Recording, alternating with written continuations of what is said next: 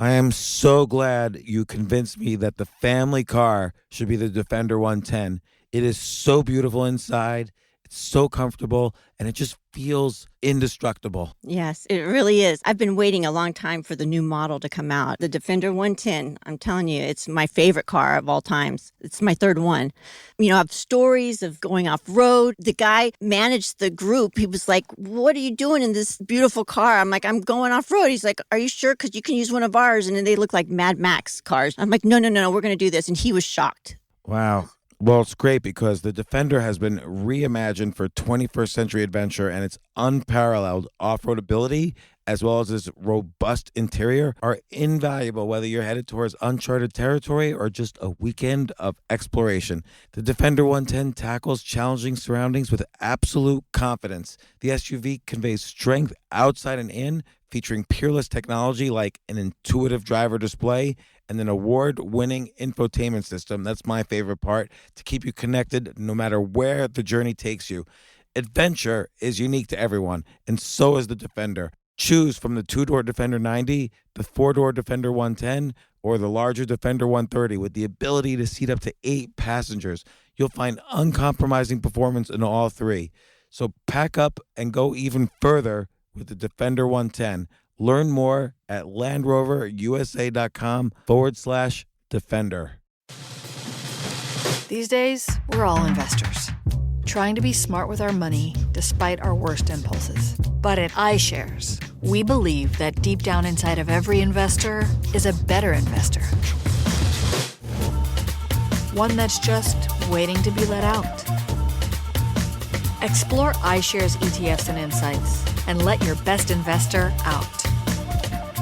Visit iShares.com for more information. This isn't your average business podcast, and he's not your average host. This is the James Altucher Show.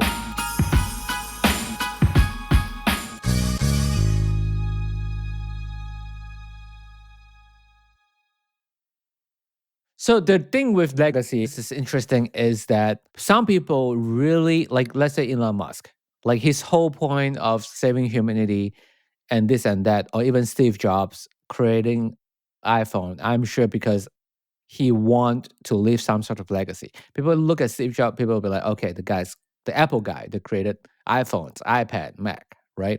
Elon Musk, like, okay, Tesla, PayPal. It's like a normal people like me. If I don't have all those ambitions, will I be able to leave a legacy? And should I care about leaving a legacy? Here's the thing. Caring about your legacy is the exact opposite of being a happy person. How so?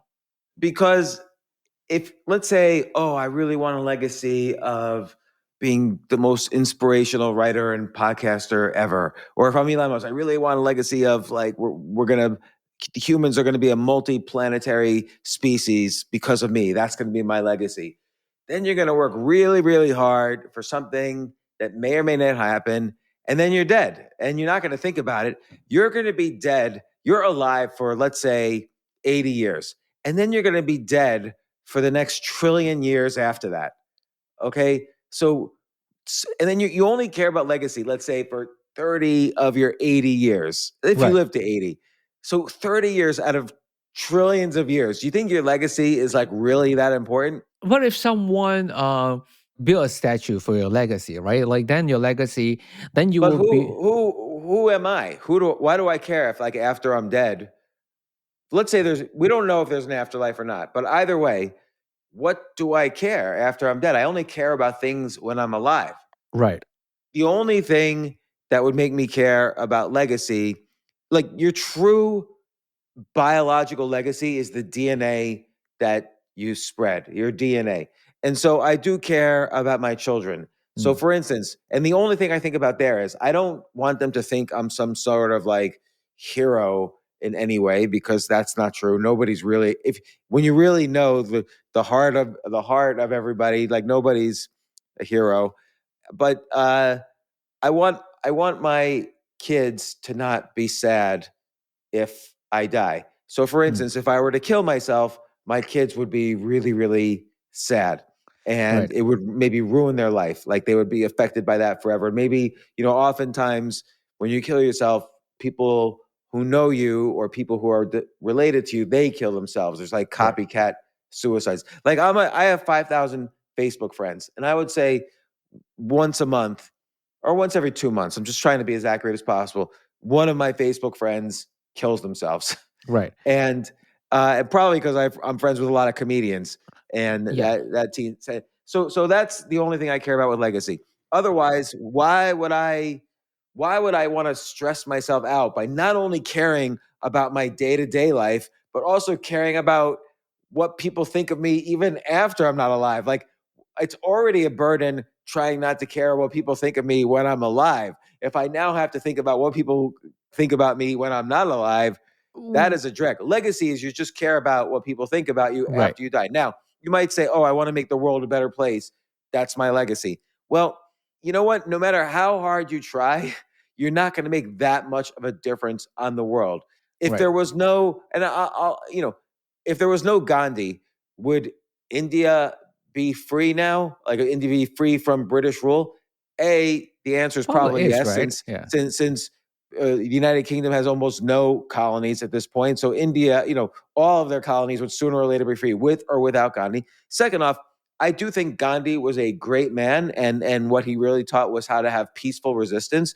But two things. One is many people in India would claim that Gandhi held things back, like technology and so, like, because Gandhi existed. How so?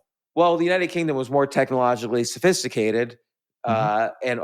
and just like the U.S. was always focused on industrial revolution, then technological revolution, and so on.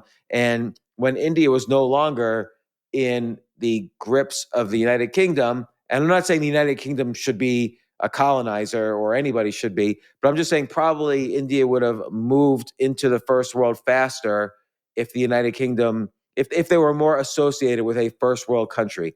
And instead, after the UK left, and I'm not saying one thing good or bad about the UK being there one way or the other, but India was torn by religious strife. Pakistan split off, Bangladesh split off. There was just lots of horrific, killings and wars and battles relating to religious fighting. Technology didn't advance as quickly as it could be. By the way, I'm not saying this. Other people from India would say this to me. I've been to India many times. Other people from India would say this to me, that it's not black and white, that it was the most amazing thing that Gandhi freed India. I would say the greatest thing Gandhi did was to show that peaceful resistance was possible. And look, I have a chapter about Gandhi in my book, Choose Yourself. I admire him. But also, there's another side, which is on the personal side. There's claims that he, would always sleep in the same bed, nude with his niece or whatever. I don't know all these stories. I don't follow them. But it's like what I was saying before. Like everybody, if you know everybody's thoughts, 100% of their thoughts, nobody is a hero.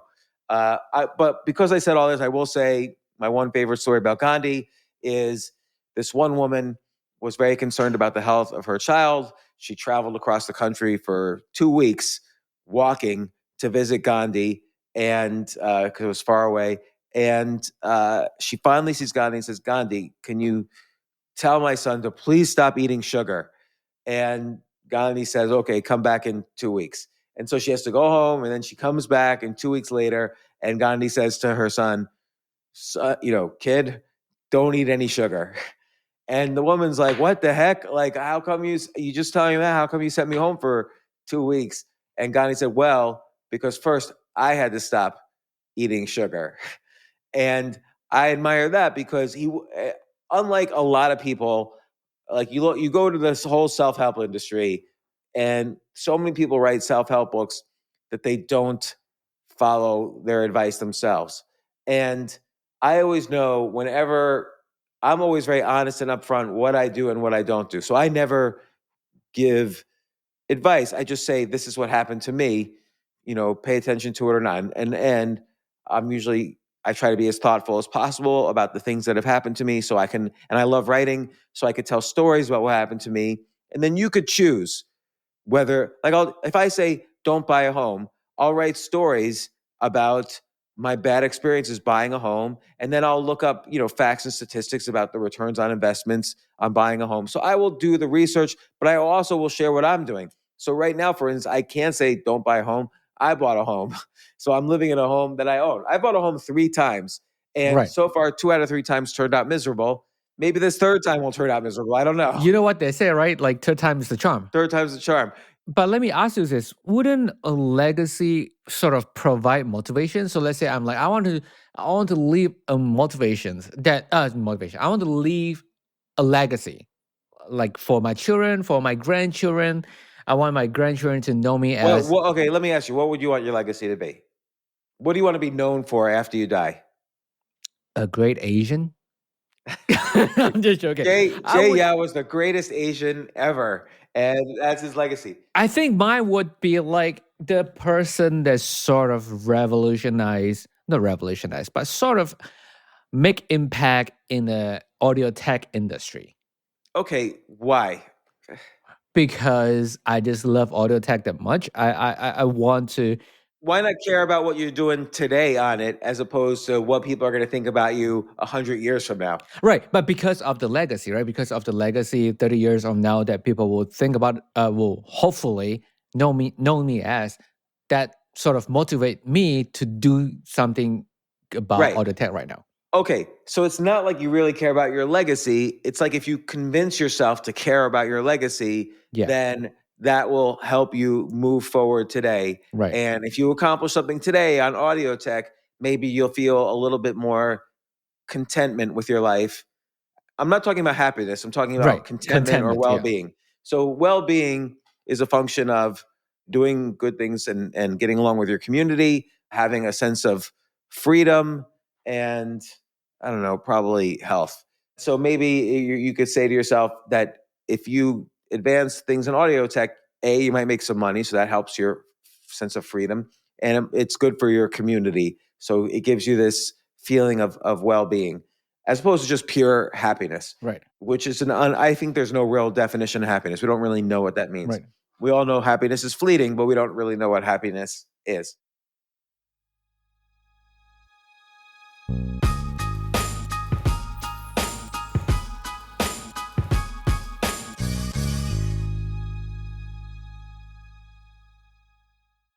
Oh my gosh, I love these clothes. Mizzen and Main. That's Mizzen and Main. It really is the most comfortable work clothes. Travel clothes. I had to travel this whole week. I'm traveling for a week and a half, and I just took Mizzen and Main clothes with me. Close out 2023 in style with comfortable, breathable, packable, and machine washable pieces from Mizzen and Main. As you wrap up your year-end goals, enjoy a Mizzen and Main dress shirt that you can wear confidently. I like that they've very, very just nice, solid colors. I don't really like to get all fancy in patterns and everything, although they do have some pattern shirts, but very comfortable clothes, stretchable pants. It's just super comfortable, but they look professional, and you can wear them casually or professionally. I like some of their flannel shirts or untuck shirts. I love untuck. I never tuck in. So again, whether you're shopping for a special someone or giving yourself the gift you really want, I just buy myself gifts.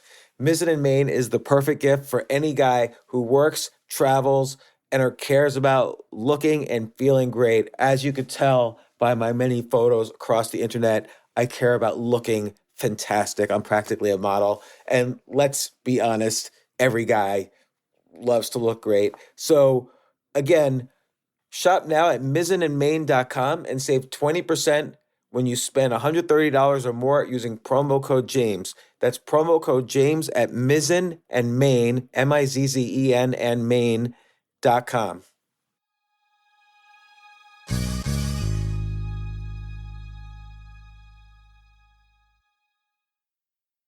You know what I love about fantasy sports is that even though I'm not going to be a great basketball player or a baseball player or a football player or whatever, I feel like I get to participate and make decisions and use my knowledge of these different leagues or these different sports to compete.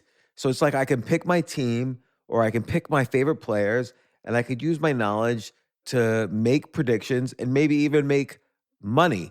So with the basketball season here, you can now pick combo projections across football and basketball from the Specials League on Prize Picks. This is a league created specifically for combo projections that include two or more players from different sports or leagues. Want to play alongside some of Prize Picks' favorite players like rapper Meek Mill and comedian Andrew Schultz, who's also been a guest on this podcast, and I've been a guest on his? You can now find community plays under the promos tab of the app to view entries for some of the biggest names in the Prize Picks community each week. Look, Prize Picks even offers a reboot policy so that your entries stay in play even if one of your players gets injured. For football and basketball games, if you have a player who exits the game in the first half and does not return in the second, that player is rebooted. Prize Picks is the only daily fantasy sports platform with an injury insurance policy. What?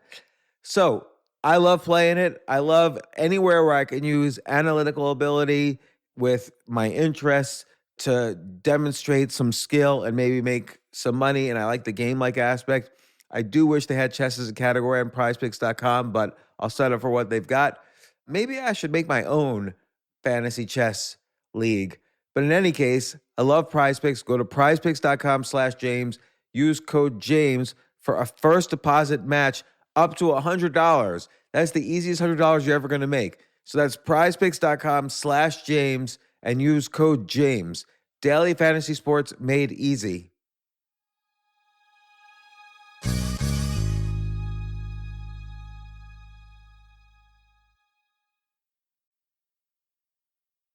I think you do have a point in legacy in the sense that I was thinking just now is that what happened after I hit my legacy? What if I did change something on my legacy and then what's next and will I be happy?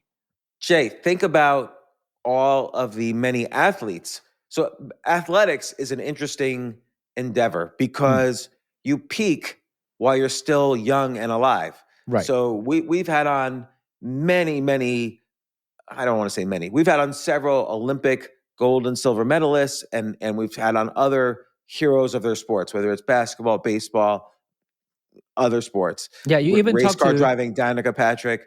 But often they have to deal with depression right. after they win, become the greatest female car racer in the world, become the silver medalist ice skater in the Olympics, win the gold medal in Olympics. All these people were depressed afterwards. And by the way, there's nothing wrong with depression. Like, I get depressed. We all get depressed to some extent, sometimes clinical depression, sometimes situational depression. But it seems like when you have a great goal, yes, the pursuit of excellence is a worthy endeavor. So, anytime you have any kind of quest or pursuit, if the pursuit is interesting enough, if the quest is interesting enough, then the journey, and I'm not saying the journey is more important than the goal, I don't believe that, but the journey towards excellence is a worthwhile endeavor. Like, you have to improve yourself. You can't just be a great race car driver. You have to be really healthy. You have to have a lot of emotional health, like good relationships, good people supporting you that are around you. You have to be physically healthy, of course, and be in great shape. You have to be psychologically healthy, like to be able to handle loss and to be able to handle frustration along the way. And in order to have all these things, you have to improve yourself in a variety of different levels: physical, emotional, creative, even spiritual, in order to be the best at your sport. In most cases, some people are naturally gifted and can get away with it. So the pursuit of being the greatest at audio tech is a worthwhile endeavor because it gives you internal satisfaction each day. But I would also argue it doesn't matter. Like, you can also find internal satisfaction not doing that, but just making friends in your community, feeling free regardless of what your job or money situation is, and having good health. Like, that could also make you be a lot happier than people who have a big goal and journey. Right. You talked to what is his name? Robert something about happiness. Didn't he say like all this thing as well? I don't know. Robert who? Robert Wardinger or whatever his name is. Oh, yeah. He wrote about happiness. Yeah. He did mention like finding a bigger meaning in life, like in terms of society or community, helping society. I would argue you should endeavor to be happy almost in this spiritual way where the lack of the more expectations you have on your life, the less opportunity, the higher the probability is that there are going to be periods where you're very, very unhappy. How so? Let's say you expect that you're only going to get married to a person who is, a beauty contest winner. So you constantly are asking out beauty contest winners, and let's say most say no, but some say yes, and then you go out with them and you realize, oh, I hate this person's personality. So so a good many years of your life might be spent wasted only asking out, supermodels to go on dates. And then many more years might be wasted dating supermodels. And then you don't like any of them. Right. So that's because you had expectations. So expectations are always going to, when you have an expectation, another way of saying expectation is you're putting conditions on your happiness. It's like you're writing a contract with life. Like, I'm only going to be happy if supermodels date me.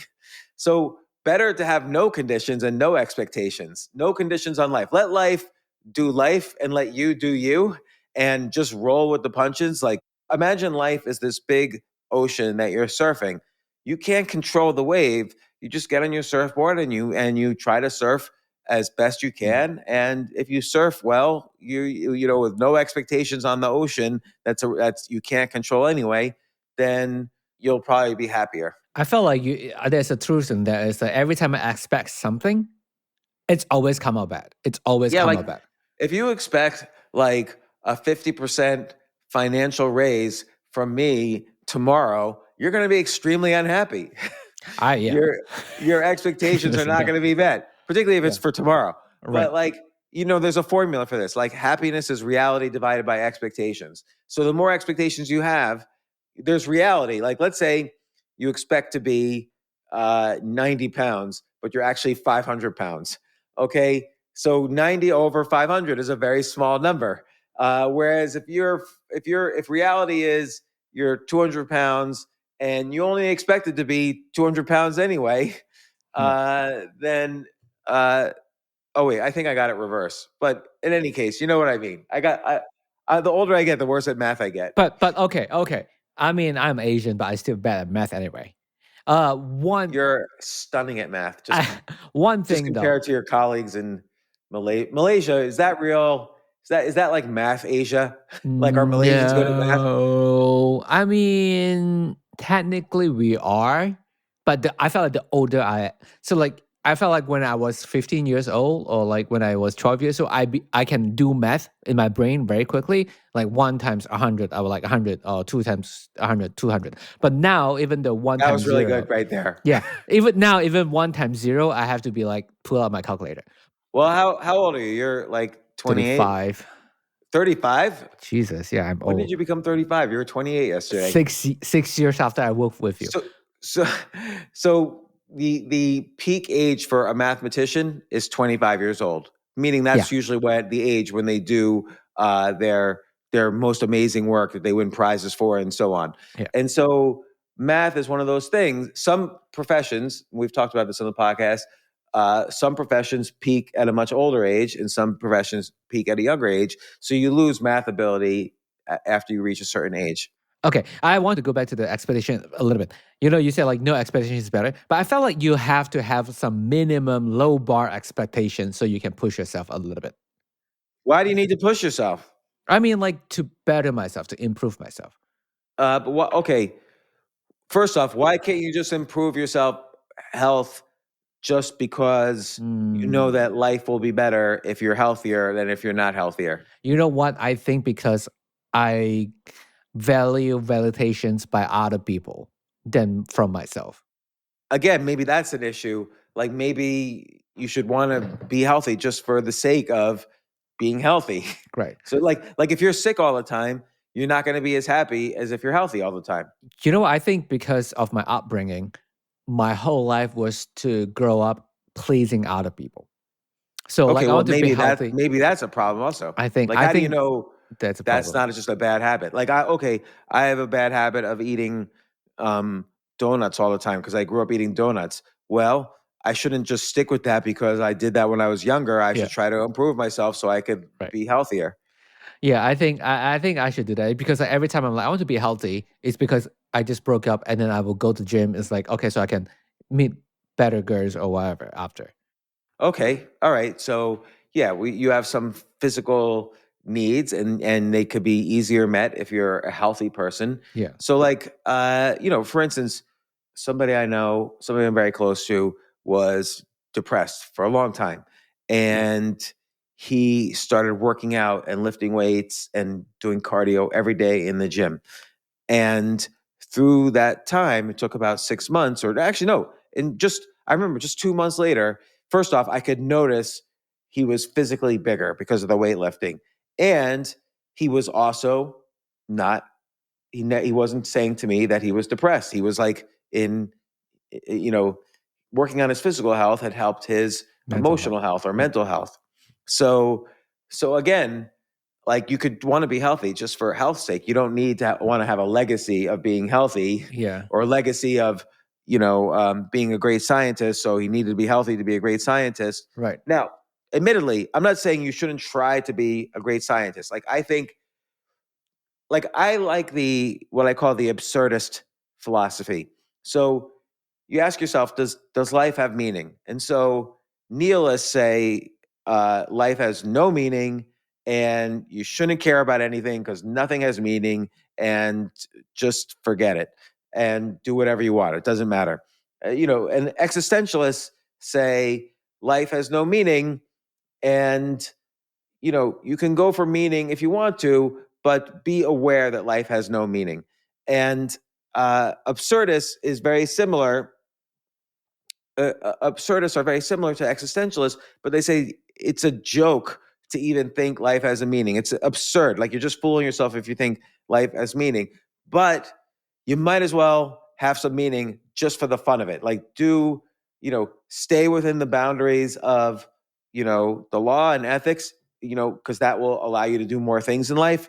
And just for the heck of it, do things that are meaningful just because you can, even though Right. you're aware that they're absurd. So an example might be Admiral Byrd was going on to Antarctica. It was the first expedition to Antarctica, and he had like 30 people with him. They were all on a boat to Antarctica. Well, their boat got stuck in frozen water, and they were stuck, and they were in the middle of nowhere. No one was coming to save them. So I think his name's Robert Byrd. I forget his name. Anyway, he and another guy leave the crew of 30 and go in search of someone who could save him. Like maybe there would be an island, like a research facility or something where, hundreds of miles away, and where they can get saved. Mm. And the other people would have to stay with their frozen boat just because that's where all the food was, all the supplies were. And they knew that the chances were Admiral Byrd was not going to come back and find them. They knew it. But what they did was they invented games, they told jokes, they made the most of it that they can, even though they knew their lives were probably over and that there was no point in doing anything. They still did things to amuse themselves and to be happy and so on, because why not? Right. Why choose to be in despair when you could also choose to be happy? This is an example. And by the way, they were saved and rescued. But this is an example of like absurdism. It was absurd of them to even think they were going to be rescued. It was absurd of them to try to find meaning every day in their lives, but they did. Because even though they knew it was meaningless, they found meaning in their lives every single day. And so other than like, hey, we should try to be happy just because, we should try to have fun. Like, I like this idea of not goals or legacy, but we've spoken about this before. This idea of find yourself a quest. Like it could be a small quest, something that you could accomplish in a day. Like one time I said to myself, I'm going to try to find some way to play every day. So I would work during the day, but maybe in the evening I would go. This was New York City, so there's always something to do. I would go to an archery range, or I would go to the gym and play basketball, or I would play tennis, or I would go to a backgammon club and play backgammon, or chess, or go, or poker, or whatever. So I kind of said, what would it be like to play every day? And why did I do that? For legacy? No. I did that because I love to play games And I never even wrote about this. I never really spoke about it. I only did it for a couple of weeks actually, because it was hard to find a new thing every day. But it was fun. That was my quest. Every day I had a little quest, like what will I play today? So do you have a quest right now other than just chess? Like, do you have a Well, little no, quest? I have a bigger quest, which is, I want to achieve my, same level of ability that I had in the 1990s. Hmm. But with that is many mini quests. And I'll give you an example. Avatek, who's been on this podcast, Yes. Avatek Gregorian, and he's my chess coach. He sent me a photo today that horrified me. There was a photo of me playing chess in this most recent tournament. I guess it might be on the tournament website. And he said, "Look at this. This is horrible. Like, I would love to play in it against an opponent like you. Like, you look like you have no energy. You're slouching. You look like unhappy." And by the way, I was winning that game at the point when that photo was taken. But he said, "You look like you have no energy. He said, look at photos of Google photos of Gary Kasparov, by the way, who's also been on this podcast several times. You'll never see him like slouching and looking all like zero energy like you. He brings fire to the board. Like, you need to be like that and focus on it." So what does that mean? It means I need to maybe exercise more, or make sure I don't have make sure I have proper posture and not slouch as much. Maybe I need to eat better so I exhibit more energy. And you need to bring a lighter in your pocket. What was a lighter? A lighter, so you can lit the chessboard on fire. You need to bring fire. Oh yeah, right. But yeah, I need to. So this is like a mini quest. I need to somehow. It's very important to my chess ranking that I exhibit more energy at the board. And I guess the way to do that is I got to have better posture. I've got to breathe better. I got to eat better. I've got to sleep better. That picture was taken in the last round of a tournament. So probably I hadn't been sleeping so well. It's hard to sleep during tournaments. So I have to figure out how to sleep better. So I have all these mini quests on the way to this bigger quest. Now, do I care if after I die, people say, "Oh, you think you can't improve after the age of 50? Well, this guy, James, did it." I don't care about that at all, like zero. This is just something I'm interested in for right now. I might not even succeed in this quest, but this journey, towards this quest is making me do all sorts of things. And, some of them are difficult. Some of them are not related to happiness at all. Some of them make me miserable. Right. But I enjoy the process of a quest, of having some meaning. But it has nothing to do with legacy. Like, I do not care at all about my legacy. So basically, you will want to be anything but kill themselves guy. Yeah, like, I would not want my kids to I would not. I mean, that's not, of course, the only reason why I wouldn't want to kill myself. But Right. the only thing I could think of as a bad legacy. Well, okay, I know I'm not going to do any crimes or anything like that, but I wouldn't. I think the worst thing someone could do for their children is kill themselves, because then you might really affect them. Now, you might not. Maybe they'd be happy if you did it. Who knows? I don't think mine would be happy, but I just don't think that's a good thing to do to people close to you. Not just my kids, but anybody close to me. Right. Biologically, we often think about our offspring anyway. So, okay, let me put. No, but also, let me just add, like, I feel like I've spent a lot of time and effort on my books. Like, let's say Choose Yourself is my most well-known book. And I feel it would, from people whose lives have been helped, and I get emails every day from people whose lives have been helped by Choose Yourself, and that always makes me happy. Oh, yeah. But I feel that if I were to kill myself, people would say, "Oh, well, he wrote that. Nothing he said in Choose Yourself was worth anything." Gotcha. So again, I probably don't care that much about that. That's a little bit related to the legacy you're talking about. But since during my life I've spent so much time on it, I wouldn't want to.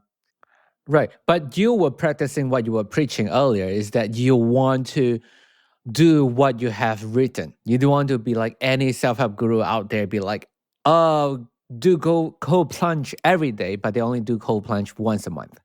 Right. And I did that cold plunge. I did a cold shower this morning just because so many people, because again, I want to be energetic for my quest, but that is just so painful, that cold shower. Are you energized right now? Like, do you feel energized? No, because it's in the afternoon. I'm a little bit tired. Gotcha.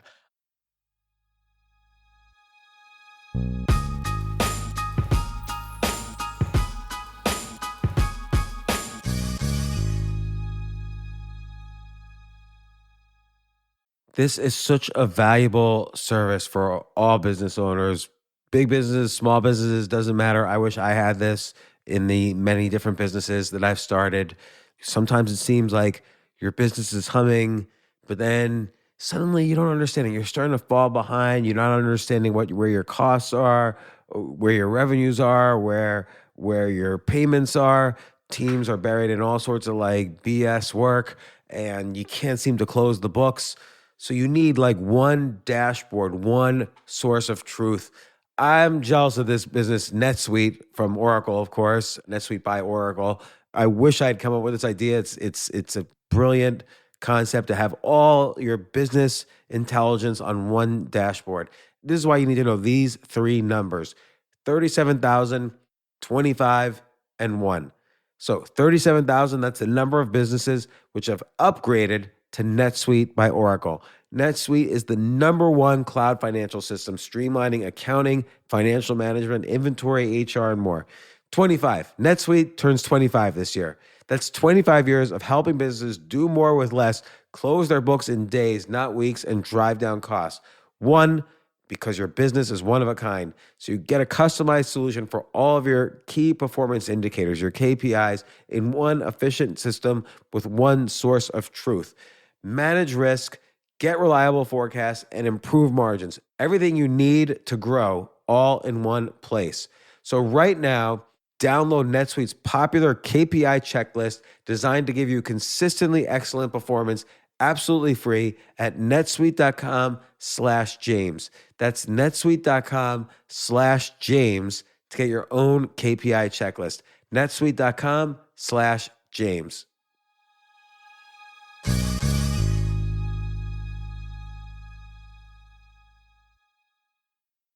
The future of learning is definitely online. Like, it's such BS that you have to spend $200,000 or take $200,000 in loans and go to some fancy school when it's useless. It doesn't guarantee you a job. Most employers, including me, do not care about degrees or grades or anything like that. We want to care that you love what you're doing, that you know what you're doing, in some cases that you have experience or that you're willing to learn.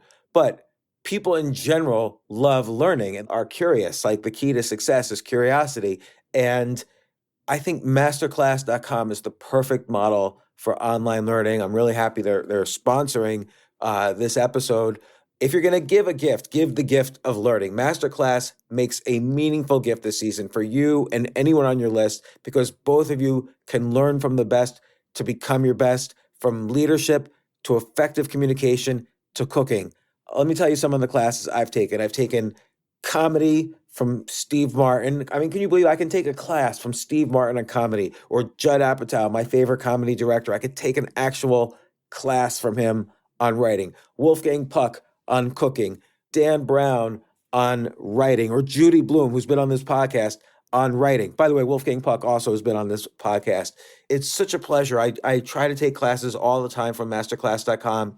And whether you're watching Masterclass on TV or listening in audio mode in the app or on their site, the quality speaks for itself. It's like these Masterclass instructors are your own personal mentors that are going to help you reach the next level. How much would it cost to take one-on-one classes on comedy from Steve Martin, or on chess from Gary Kasparov? You just wouldn't be able to do it. But it would cost hundreds of thousands of dollars. With a Masterclass annual membership, it's $10 a month. Memberships start at $120 a year for unlimited access to one-on-one classes with all 180 plus Masterclass instructors. So it's not just $120 for one instructor. You get all 180 plus Masterclass instructors. Boost your confidence and find practical takeaways you can apply to your life and at work. And if you own a business or are a team leader, use Masterclass to empower and create future-ready employees and leaders. That's the real education in today's world. So this holiday season, you can give one annual membership and get one free at masterclass.com/JAS. JAS, of course, stands for the James Altucher Show. So right now you can get 2 memberships for the price of one at masterclass.com/JAS. Masterclass.com/JAS. Offer terms apply.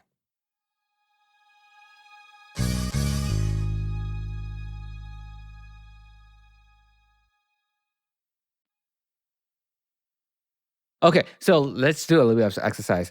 You say you wouldn't kill yourself because of the legacy, but what if tomorrow some sort of higher power come up and be like, James, that's 2 things. You have 2 choices. You either kill yourself right now, or everyone else in the world die. Which one would you choose? So say that again. I'm more like, so let's say Satan comes to me and says, James, if you kill yourself right now, I will not destroy the world in 5 years. Right. But if you don't, here's a gun. If you don't kill yourself right now, it doesn't even matter if you do it tomorrow. Right. If you don't do it right now, this second, guaranteed, Satan, will destroy the entire world and everybody on it will die in 5 years from this moment. Right. And also, I just want to like put it out there. This is just a thought process. We are thought exercise. We are not encouraging anything. We are not, wanting anyone to do anything to themselves. Well, Satan doesn't actually exist, so he's not actually saying this to anybody. Right. So I would not kill myself. Why? And the whole world would blow up in 5 years. Why? Because this is going to sound selfish, but A, if I die now, I won't even know if the whole world dies in 5 years.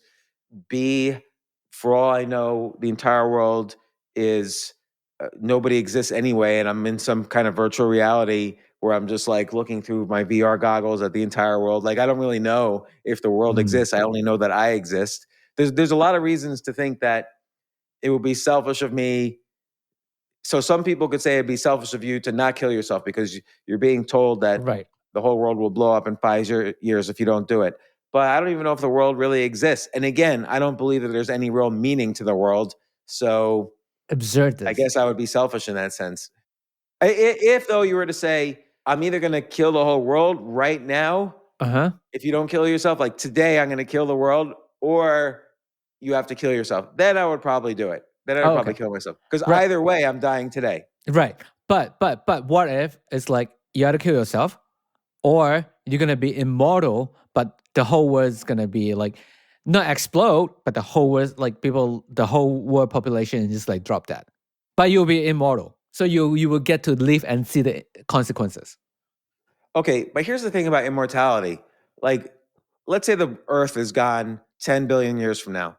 The universe, by the way, even if we don't know the real theories about how the universe exists, Big Bang, expansion, contraction, but let's say it's the expansion, contraction theory. The universe is going to survive for another 100 trillion years. 100 trillion years. Now, put it in context, the entire planet, Earth, is only 3 billion years old.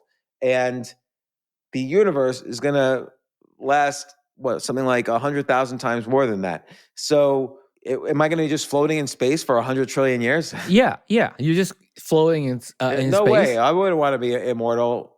If someone said, if someone said to me, James, you could be immortal, that's a trick question. Because if I'm truly immortal, for the next few thousand years or whatever, I'm going to be with humans, and then we'll figure out some way to blow ourselves up, and then I'm just going to be by myself for 100 trillion years. And most of that 100 trillion years, 99.999% of that, I'm just going to be floating in space doing nothing.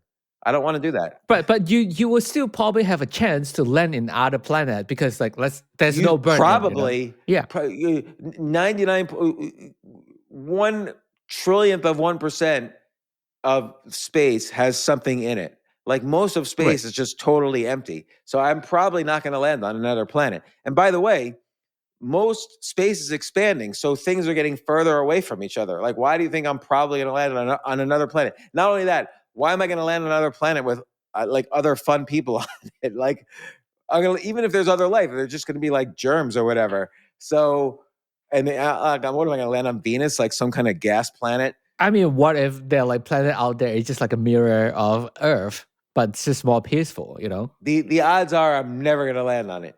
Right, in right, 100 right. trillion years. So most of that 100 trillion years are just going to be boredom and pain. Also, what if I'm constantly suffocating because I need air? Like I'm still in a body. Like, so what if 100 trillion years I'm just in this state of suffocation, but I'm still alive?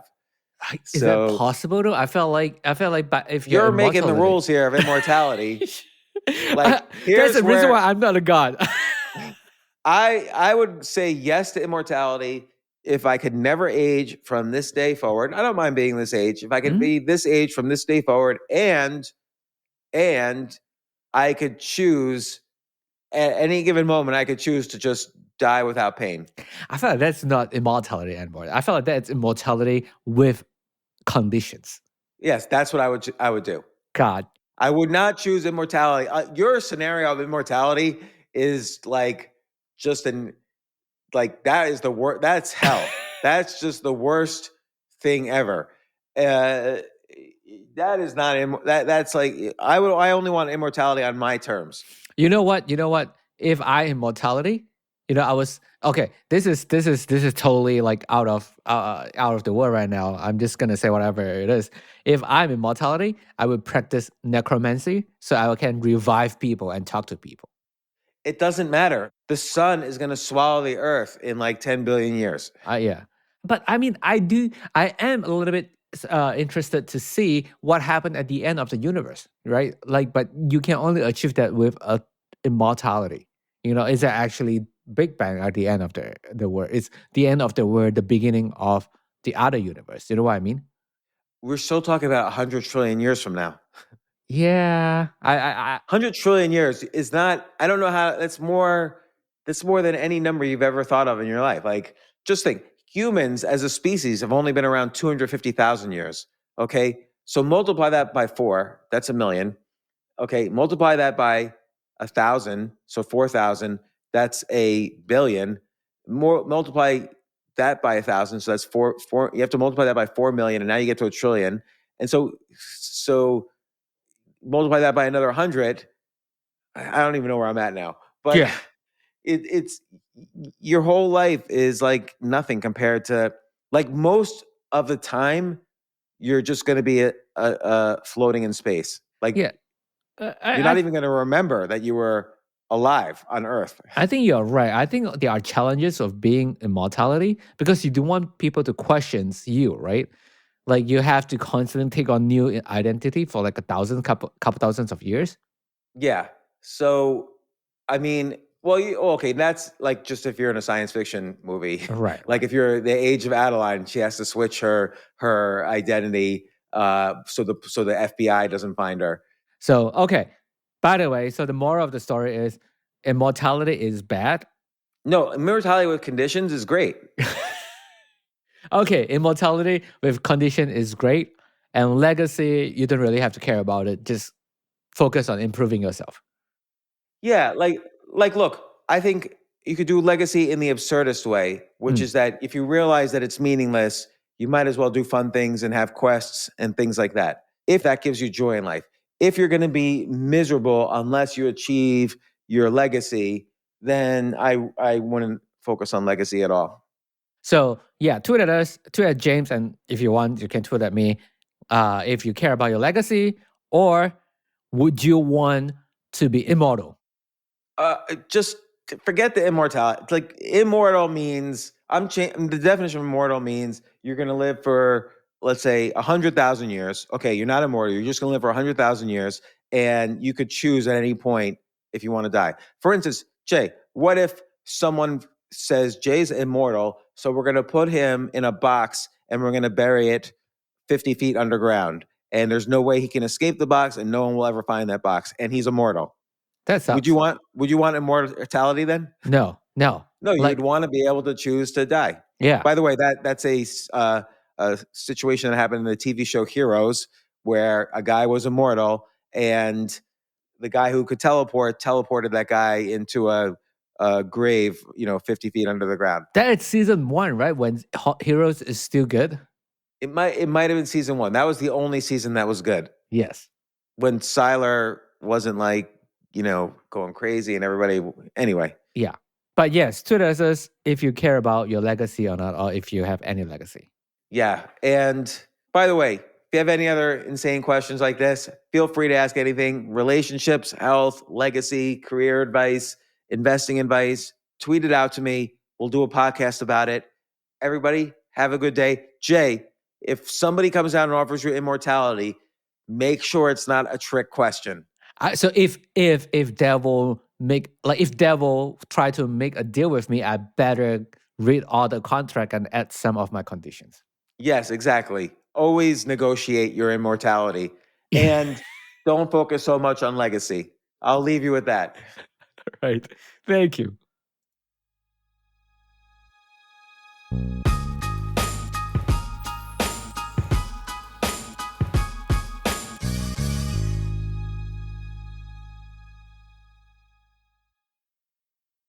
Diving deep into your passions has never been easier. Thanks to Amazon Prime. You get all-in-one access to the things you need, so you can get more out of the things you love. With a range of services including Prime Video, Amazon Music, and Prime Fast free shipping.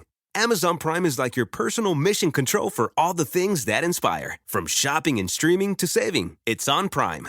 Visit Amazon.com/Prime to get more out of whatever you're into. It's on Prime. Whether in person or remote, open communication with your doctor is key to managing any condition, including heart failure. How have you been feeling? I'm okay. Both are great options to continue having open conversations with your doctor about how you're feeling. I've had less energy. And when you speak openly with your doctor, they're better equipped to help. Visit heartfailuretalks.com to learn more.